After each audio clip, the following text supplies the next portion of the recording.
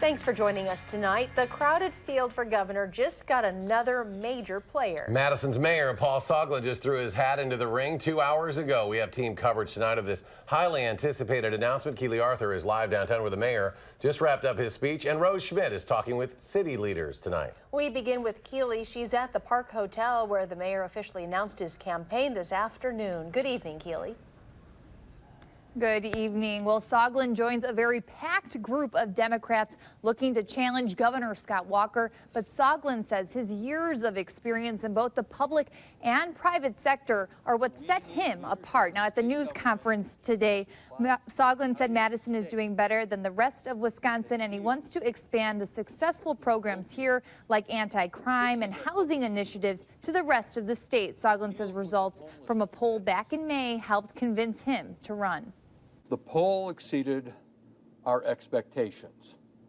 We saw a certain range where I'd have to be in terms of name recognition, in terms of favorability, and how I'd have to do head-to-head against the incumbent governor.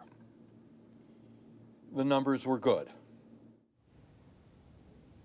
Now, I did ask Soglin how he would manage being the mayor of Madison and running for governor. He pointed to people like Governor Scott Walker and Tommy Thompson, saying if they could run the state while running for re-election, he could certainly run this city.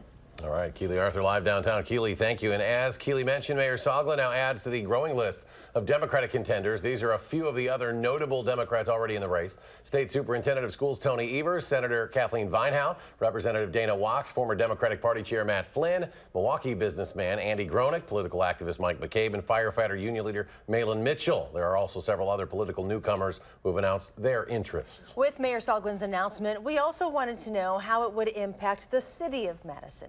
Rose Schmidt talked to city officials and is here to tell us what they said. Rose?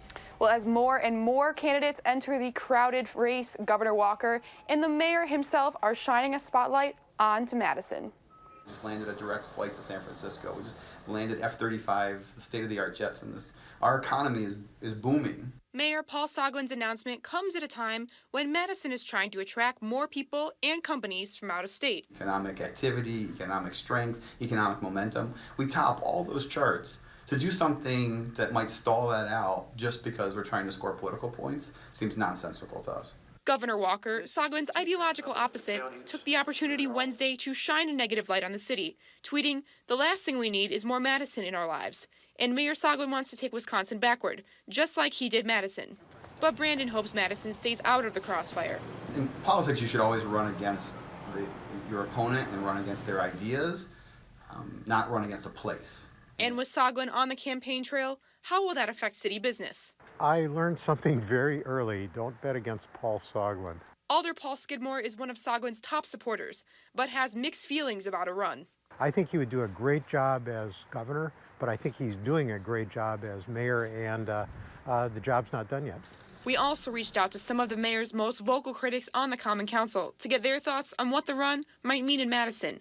Several, including Alders Mark Clear, Maurice Cheeks, and Barbara Harrington McKinney, declined to comment. The city council is somewhat contentious, and let's just say that a lot of people are not real fond of Mayor Soglin and